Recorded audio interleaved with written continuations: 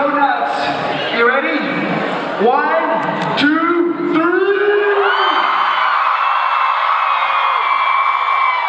Thank you. Wow. Oh, I guess that's the 21st century, isn't it? With the cell phones. There is a lot happening in this convention center right now. Chris, Ian, thank you, man. welcome to Salt Lake City, Utah. Woo! I feel welcome. I'm going to sit down for the first time today. You deserve it. You deserve it. We know you're running around, running ragged. I have to tell you this though. My mother-in-law got a photo with you, a photo op. She texted me and said that her legs were shaking and she couldn't even say things. She said something like this. That was all she got out. I bet you that happens a lot. There is a lot of love and enthusiasm here. It's palpable and it's amazing. And so, in a world that, you know, there's a lot of crazy shit going on in the world right now. I think we all know it. And so to be in sort of a high concentration of people who are genuinely happy, shaking or screaming, I am totally okay with it. So thank you for that love and commitment. And it's been almost 7.5 years. Actually, it has been 7.5 years that you guys have kept this show on. I feel like I don't even get to see you guys. Or you guys. You guys have kept this on the air for 7.5 years, and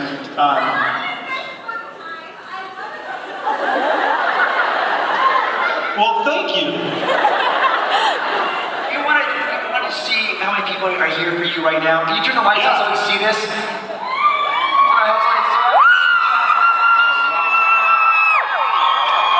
You guys are amazing. Thank you. There are 5,000 fans and more waiting in the hall just to hear your voice. What's up, hallway? Wow, thank you. I'm humbled, for sure.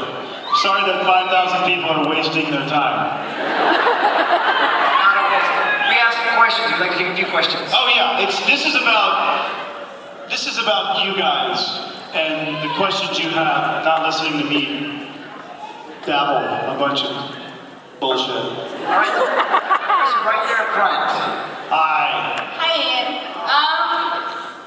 What were your feelings when Elena was killed off? Vampire Diaries. Do what?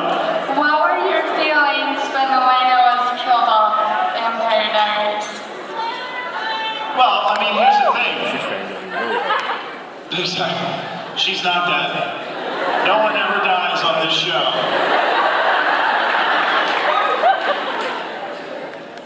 But characters in franchises, like, you know, people and friends and family throughout your life, they come and go.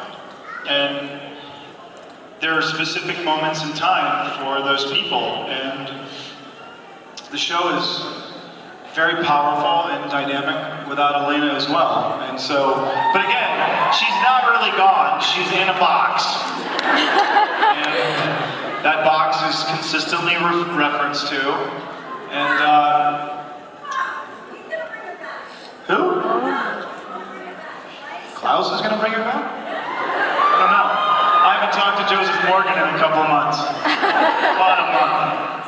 I'm not sure, but very wonderful question. Hey, lady. So my question is for you. For your role as Damon, what did you have to do to prepare for it? Well, I definitely didn't go out and kill a bunch of teenagers. No. A lot of violence in this show, and for some reason we all love it. Human nature is, it doesn't surprise me at all. really know what I did. There's certain actors that have different styles. And some actors, like I've done for a lot of my career, have infused a lot of what's happening in my life and past, present, and future into this character. And then sort of weaved that into the thread of the text, which is quite fun at times. It's quite cathartic. It's also kind of intense and kind of muddies the water in your own world. But I am very fortunate. As you know, this character is a lot of fun. He's a very layered character. Super selfish, super dangerous. He's kind of a dick, actually. Yeah, he is. Not even kind of a dick, he is a dick. Just plain and simple. But he's funny, and what kind of makes him interesting is that he finds humor in anything and everything. So I learned that, I think, the hard way on Lost, where... But wait till I finish the sentence. What was this, 2004? So I was 25 when I was cast in Lost. I was the first cast and the first dead. But as fun as I was, in your mid-20s, you're very serious as a young man. And I played Boone as such. And in hindsight, I don't think that was a good idea. Because even in tragedy, even in difficulty, adversity in life, as you know, even in the worst, shittiest times, you have to find humor. Otherwise you can't keep going. And I didn't do that with Boone. And Boone ended up with his own hill. I think it was called Boone's Hill or something. I think it was modeled after Boone's Farm, which is a very cheap winemaker. I'm sure any and all of you who've been through high school and college remember that. Or at least remember the headaches from that. But anyway, that's my thought, is that, God, the best performances in people, even in adversity, are the ones who find humor. When you got the role of Boone, and you got cast for that, how did they pitch the show to you? What did they tell you what it was about when you first going? Did they know? No, no one knew. Literally, I'm not kidding you. All it was J.J. Abrams, and it was in Hawaii. And that's really all you knew.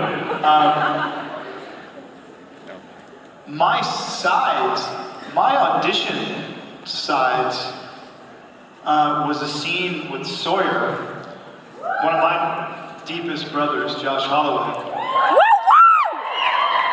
That never was even in the script. It was just a scene they made up. I remember my manager called me, and I just wanted to do films. I'm going to be a film actor. I'm going to do film and theater. Screw this television stuff. By the way, this is in like 2004, 2003. And my manager called and said, listen, you don't think you want to do television, but go look in your fax machine, back when there was a fax machine. And look at the sides I sent you, and look at the director, the writer, and the location. And I got home. It was J.J. Abrams, and Hawaii. I'm in. And that was that. We're glad that you did it, though. Very glad. Yeah. Why, hello, sexy. Superwoman. My question for you is, I've heard these shows can end, the Vampire Diaries, and how will you feel once you guys complete the show? I was just talking to Paul about that.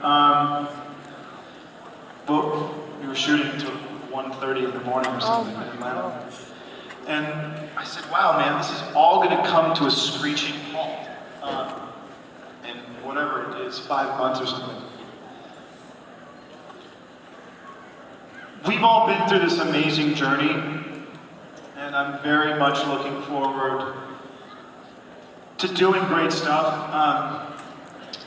Nikki, my wife, and I just started an incredible production company with a deal with Warner Brothers.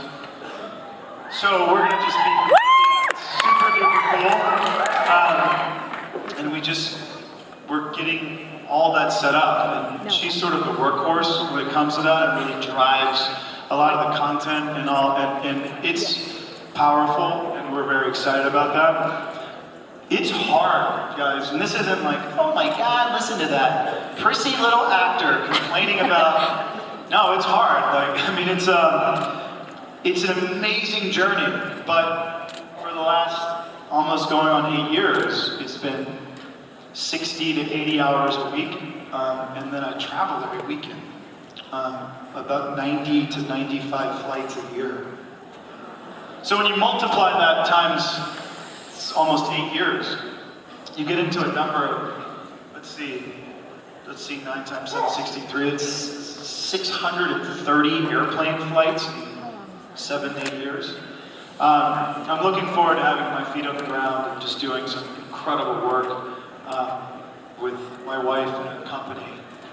But the weird thing is that when you live on a set, it's a community. I mean, it's a family.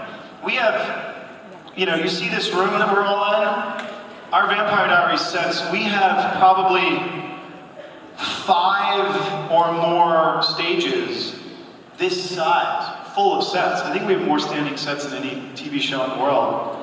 And a huge family of people that run that. So you get very close to those people. And the one thing that's really going to suck is that next morning when I wake up and I realize there's no catering, there's no craft service. Oh no, I have to make all this shit for myself. But it's going to be amazing. And again, thank you for this incredible journey and wasting so much of your time on Thursdays and now Friday nights. Making stuff. You said like making breakfast. If you were making an omelet, a cheese omelet, would you actually use a grater to grate the cheese, or would you just use your abs?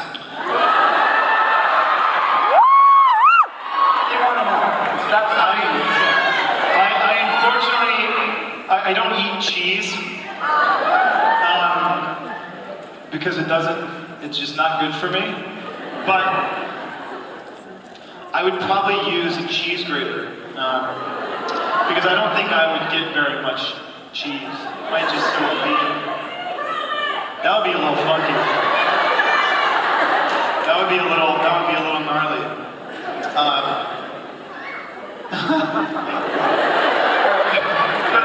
Right there. Tell me, lady.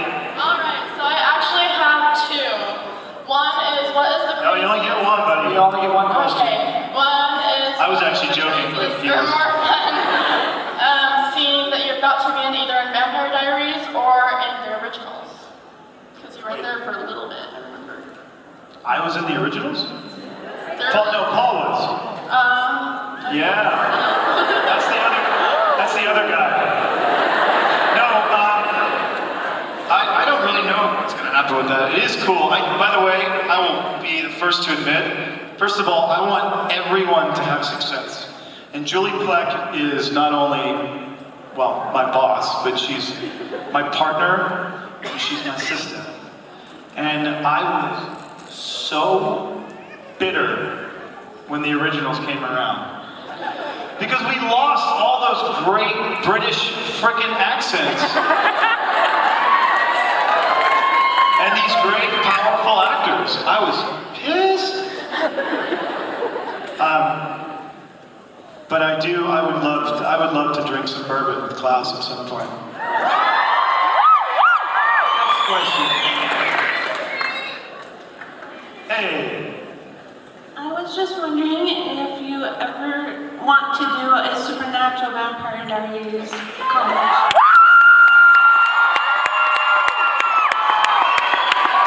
The Vampire Diaries. Oh, supernatural, meaning the other show. Oh, I thought you meant supernatural. I said, whoa, I think Vampire Diaries is pretty supernatural.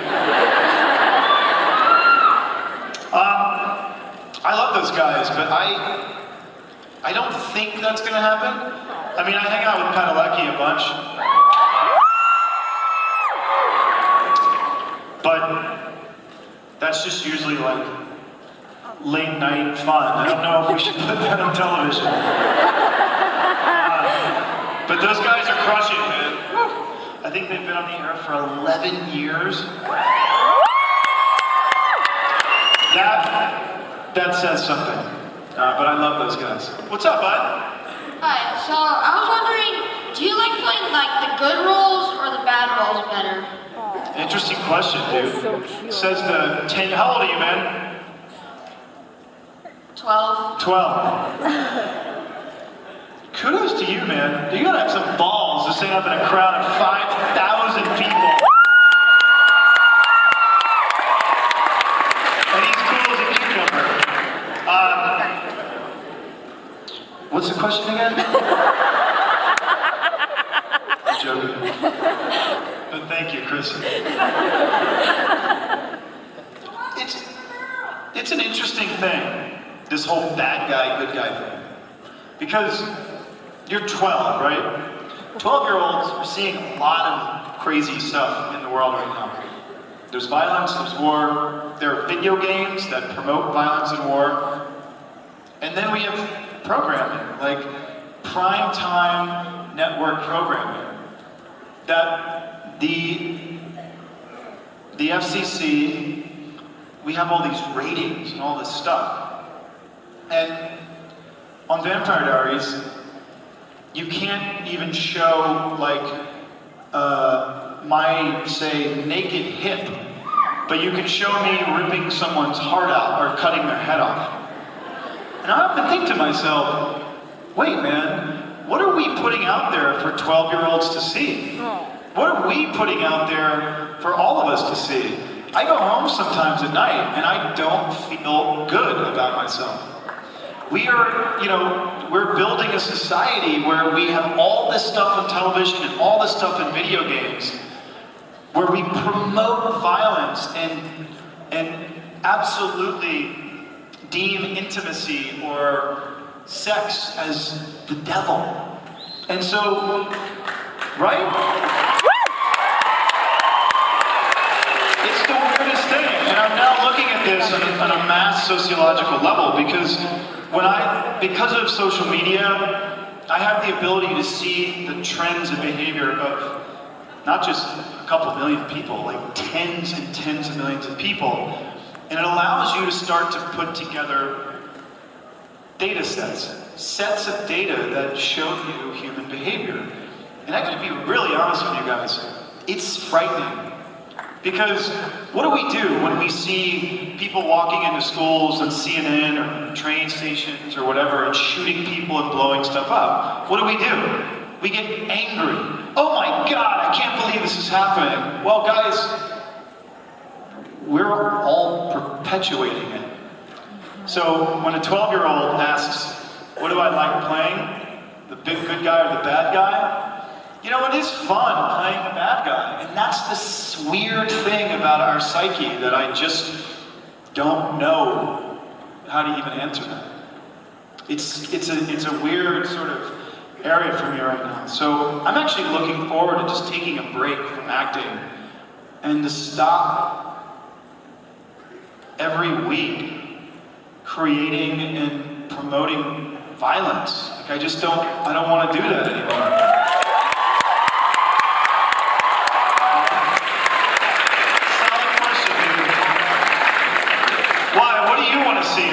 Let me ask a 12-year-old this. Will you go back to the mic? Aww. What's your name? What's your name, buddy? Alexander. Hey, Alexander. This is Chris and I'm Ian. And yes, there are 5,000 people behind you. But what do you see as a 12-year-old when you guys Like, does it bother you, all the crazy violence and stuff you see in television, or are you just sort of numb to it? Kinda. Kind of what? Yeah, I'm kinda numb to it. You hear that, guys? That ain't cool, man. That is building a society of desensitized people. That is scary.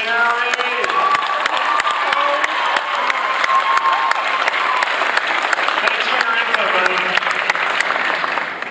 Whoa, that was an intense exchange. First of all, thank you so much for coming back. Hey, thank you for having me. appreciate it. I didn't want all these people mad at me. Your character does a lot of drinking on the show. What are you actually drinking in those glasses, and what is your preference drink, which you may have already answered as bourbon? In real life. If the scene is shot at noon or later, no, I'm joking. Can you imagine 7.5 years? I mean, there are scenes sometimes we have like 4:42 a.m. calls, and then at 6 a.m. we're on set shooting, and it's a scene with, Stefan and I, when we're like 5 bourbons in, and it used to be that we would just drink tea, and after 5 hours of shooting one scene, Paul and I would be like scratching, pacing, because I've been drinking tea for 5 hours, shaking. So we realized probably time to switch to the decaf.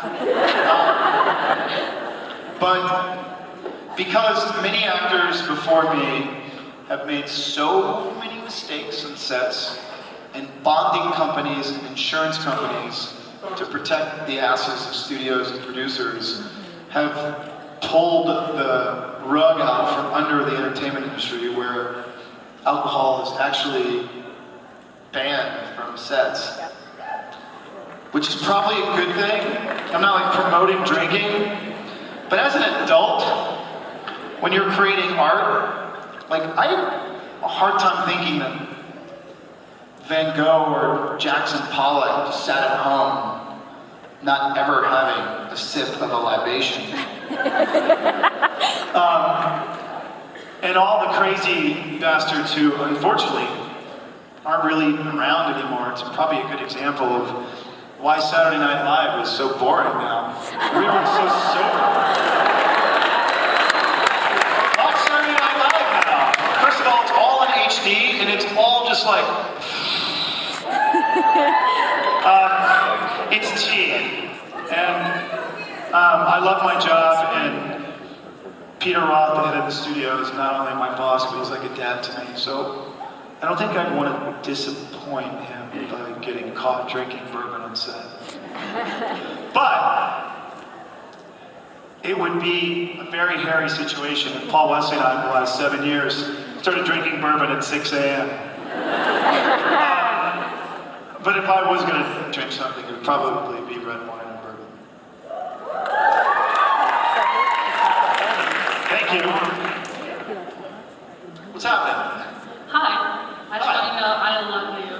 You're amazing. Well, you're very kind, and you must be drinking. No, my question is, so I've heard about the Ian Somerhalder Foundation, and I just want to know what inspired you to start that? That's an amazing question. By the way, I'm sure you know, Chris, the Ian Somerhalder Foundation, aka ISF, has thrived for many years because of you guys. And creating change globally is really, I think, more necessary now than I think ever. And so thank you for creating this with me, perpetuating and really helping make this happen. Developing programs and services and raising money is hard. Our managing director and the vice president of the foundation, who actually is Nikki, my wife, they manage a huge team, and it's intense, but it's changing the way people do things. And actually, our booth is outside. If you get a second, go to the ISF booth. If you don't know anything about ISF, and maybe you may like me as a character on television. We've worked our asses off to make this foundation hopefully be a sea change in the world for good. So if you want to know anything about it, or want to buy anything, oh wait, God. Nikki gave me my shirt and I left it in my bag. But we have amazing apparel and bags and stuff, and it is that, no, it's the ISF shirt. But ISF, again, I think, you know, necessity is the mother of all invention, and the Gulf oil spill, I'm sure you guys all remember that. The BP oil spill destroyed my favorite body of water in the world, which is the Gulf of Mexico. It's my backyard, it's what I grew up in. And it was destroyed by oil, and the government wasn't doing anything about it. And I just said, man, I don't ever want anyone, not even my worst enemies, to feel this powerless again.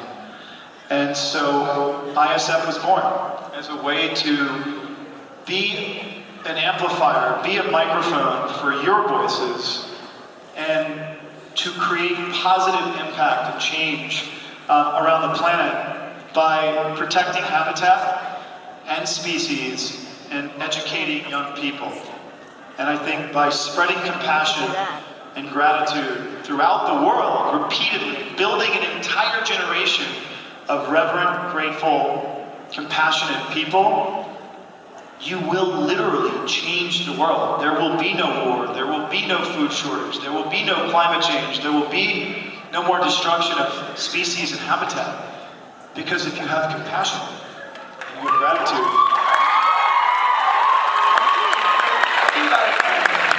you could just be an entertainer, but you are an agent for good, and you do so much good for so many people, and we appreciate that. We want you to know we actually appreciate that. You just sit back and say whatever, but you actually go out there and you do all these wonderful things, and we do appreciate that.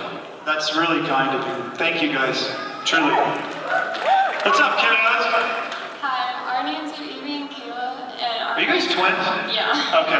Our friend Audrey says hi and that she loves you, and our Well, question hello, Audrey. is, if Damon had an online dating profile, what would it say about him?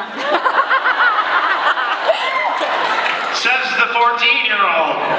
How old are you guys? 50. Oh, sorry. Sorry, I was a year off.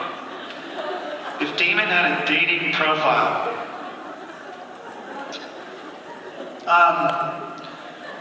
I'm assuming it would be pretty narcissistic.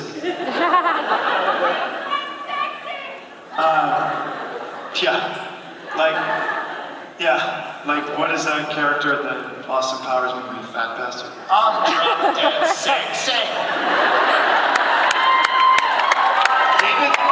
Damon's dating profile would probably be,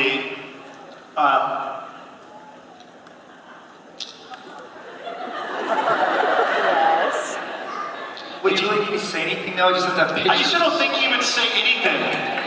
I drink bourbon, I have a Camaro, I have a 20,000 square foot house.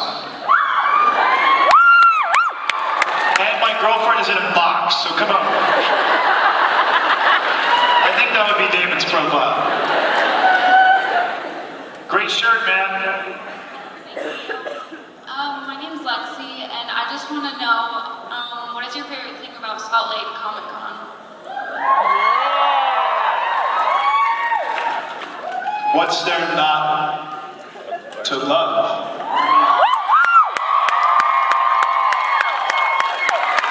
This is such a consistently, we were just talking about it. This is the nicest group of people at any convention, kind of anywhere. Everyone is so sweet, so kind. And this is a big venue. This is a big room. There's 5,000 people in this room, and it's really incredible. And I'm grateful to be a part of this. So here's the thing. And by the way, I'm not comparing myself to these guys. I would love to be like them one day, but the Cary Grants and the Bob Redfords and the Paul Newmans of the world, they never had this relationship with their audiences. Didn't exist. This is a true 21st century thing where, you okay? Bless you. Was that a baby? It just sneezed like that? Oh, it was Dad, okay. That guy is not here. But this is what this new not even fan, this audience experience is. Which is incredible. And it's never really happened before. Now, so this is what really makes our job so incredible. Connecting with you guys, having a blast, and changing the world at the same time. I think that's a pretty stellar lineup of coincidence, right?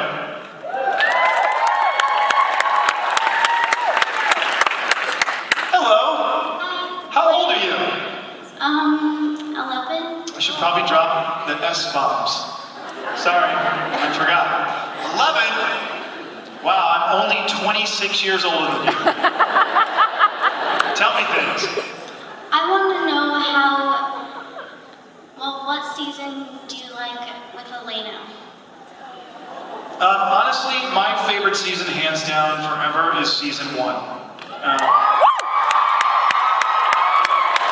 Wow, man, 11. That's season 1, Damon. You watching that scares me a little. Season 1, I think, was magic. I think our scripts were late. Kevin and Julie never slept. It almost killed them, literally. And it was just this amalgam, this sort of alchemy of a young cast coming together and really working hard with some really great material. The chemistry of your cast, it's just amazing. And how did you develop such good chemistry with your peers in the cast? I also think we were in Atlanta. If we would have shot this show in Los Angeles, it never would have been what it was. You know, when you're on a location, you bond in a different way. And Los Angeles presents a lot of noise, particularly to young actors. I came on board, I was 30 already. I had gone through a lot of this stuff, and the noise in life, like, well, in any city you live in, whether it's horns, work, party, these things dinging and ringing and pinging and vibrating our brains out. Facebook, Instagram, Twitter, now Snapchat, everything's live and it's scary, the noise that we have created to make ourselves kind of vaguely unhappy. It's a weird thing. So I'm glad that we had this bond in 2009 before this social media stuff exploded, really. What I love too, and I'm sure I'm boring the hell out of you guys, but what's really cool is I look out at this audience and everyone's just here. We're all listening and talking and participating. We're not like this. You know? That's a big deal. That's a big, big, big deal. Speaking of, my wife just texted me and it was so cute. But that's amazing to me, guys, that we're all sitting, whether you're bored or not, at least you're engaged. And for me, that's the biggest gift you could give me, because, or yourself, by the way. So thank you for that question. And you know, if you leave this with anything other than saying like, God, man, that Somerhalder guy's too deep. But it's something that is particularly as this show is dwindling down to its final season. By the way, it's final few months, to be honest with you. I don't know how much access I'll be able to have to talking to large groups of people like this. And rather it coming over the noise machine that we created of me putting out something digitally, I think it's something that we all should think about, which is if you feel unhappy or you feel you feel inadequate in any way, shape, and form, just remember this.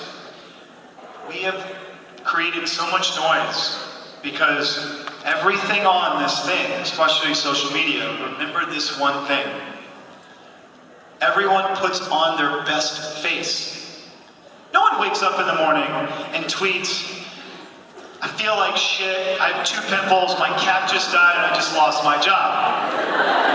By the way, even if that happened, what do? They go, best day ever. So you wake up and your cat just died and you just lost your job and you're sad and you scroll through Instagram and you see like, whoa, Peggy is having an amazing day. Oh, Jill is on a yacht with her husband, which actually, they're not. It's actually a bunch of BS. No one's putting out what's real or authentic every day. It's all fake.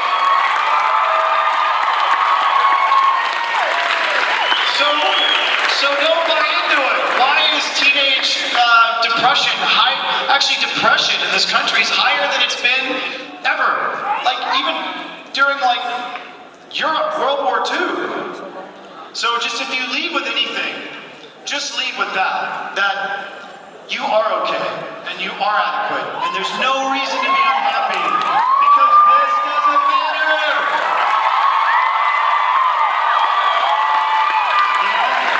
It's true. Tell me, is that a picture of you and me you're holding? Yeah. That's awesome. I just wanted to say thank you for everything that you've said today and for what you're doing for the world. It's amazing. So thank you so much and I love you. Love right back to you, Kara. I wanted to know what was your favorite season filming for the Vampire Diaries? No. One? It was a lot of fun. We got to do a lot of fun work, and it wasn't tied up in a relationship. It was just this crazy whirlwind fun, setting up, all this stuff. So, wow, a dude, right? Testicles.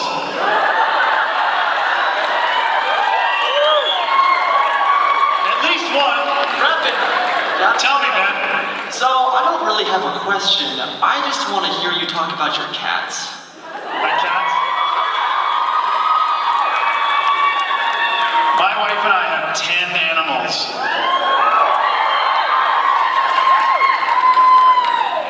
It's a lot. They're incredible. I mean, imagine this. Imagine a world without these furry little shits. Or that swim, or that slither, or that fly. It would be, imagine if it was just us. That would suck, wouldn't it? Do you get to the point where you think you should just get 2 more to make that even dozen for you? Nikki and I talk about that all the time, and the answer, after about 3 dinners and a bottle of wine, is no. I would take them all, if I could. I was actually just looking at this convention center. I made a joke. I said, wow, man, because I see all these t-shirts and merchandise and stuff with my face all over them. I said, wow, man, I wish I had a percentage of every piece of merchandise that everyone brings me. I would probably own this convention center. And then I said, no, that would be bad, because we would fill it with probably 10,000 animals. And it would smell bad, it would be full of poop, but it would be an amazing place. So, if you can do anything, if you have the resources, or you have the time, or you want to teach your child responsibility and accountability, wherever you live, here or wherever, especially fall and winter are coming, go adopt something. Expand your family, Because, excuse me, as a family or as a couple or as parents, you're only going to strengthen your bond with one another through the love and care of animals. Whether you can rescue a horse, a cat, a dog, ferret, anything that flies, or anything. Let me make it clear though, you do own this convention center.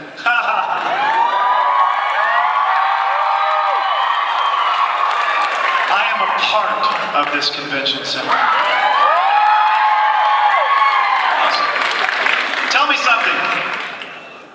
So I'm a huge fan of both Vampire Diaries and Supernatural, and I found a picture of you, Paul, along with Jensen Ackles and Jared Padalecki, and I was wondering if you could tell us the story behind that picture. Were we naked? No. Okay, no, that's good. That's good. I'm just glad that one didn't get out.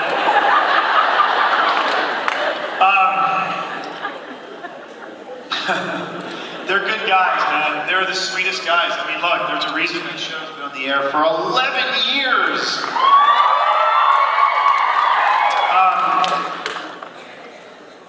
I know this firsthand. You literally become brothers. I mean, Paul and I are as close as two could possibly be without literally killing each other. And I love him like a brother.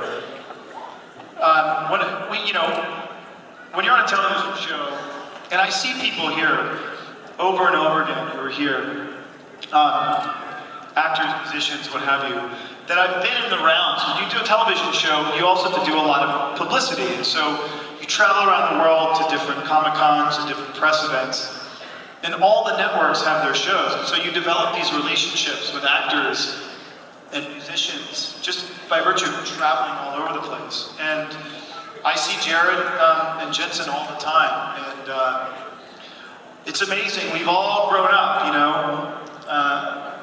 They have babies now, grown babies. I think Jensen has 2 and Jared has 2. It's amazing to watch.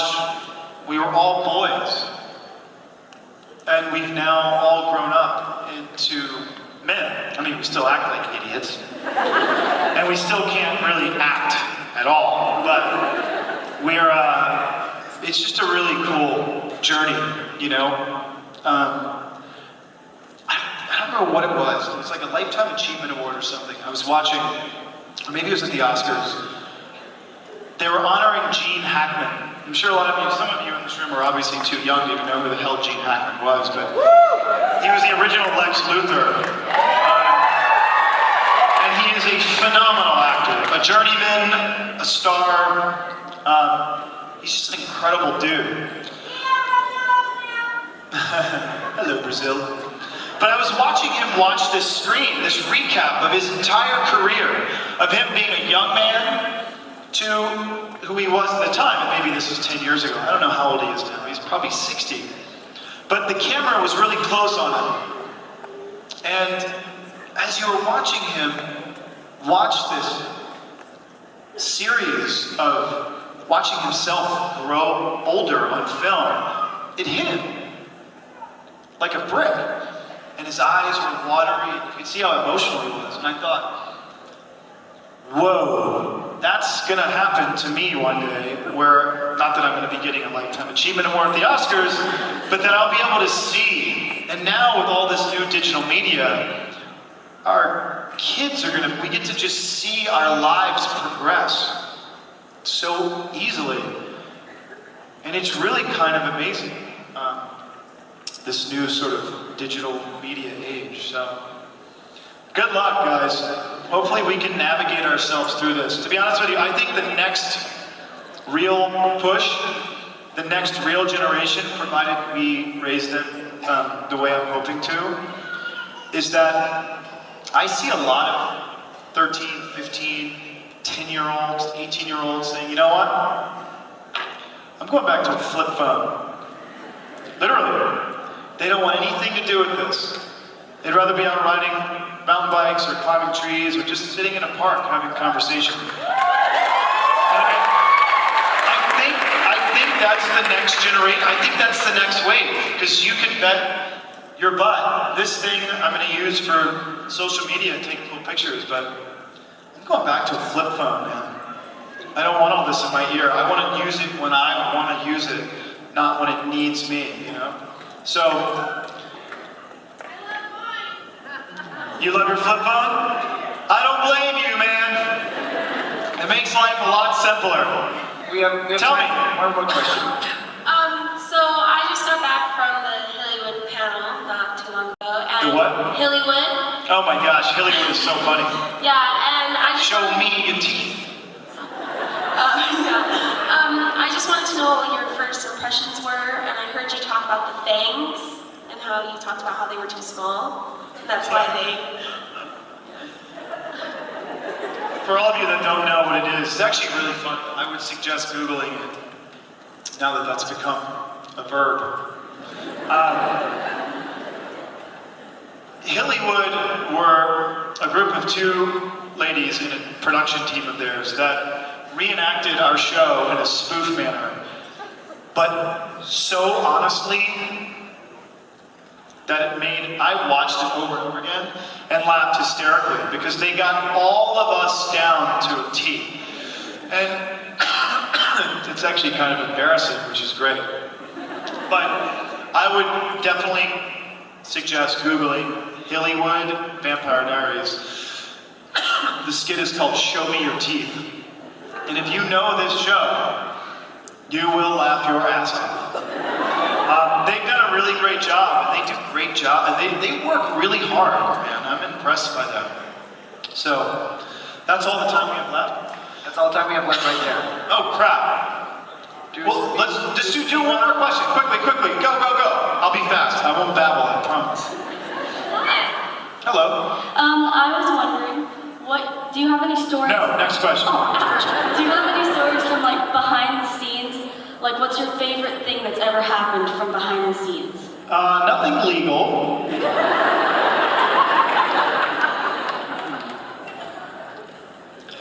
The behind the scenes stuff, man, it is really funny because we're like chasing each other, beating each other up. Everyone's bleeding, and then you yell cut, and someone makes a fart joke, and 70 people erupt in laughter because it's so serious.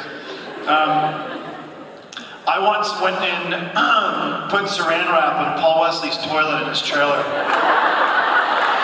and turned the heat on in the middle of July. But it was our first day at work, and I mean, I painstakingly made sure it was so flat and there was no reflection, you couldn't see it. And then I thought, man, I'm probably going to spend the next 6 years of my life with this dude because we signed 6-year contracts. Do I really want to start my relationship with this guy like this? So I ripped it off. We do stuff like that to each other, and it just reminds you to have fun. And that's what this is, that's what this experience is. I thank you from the bottom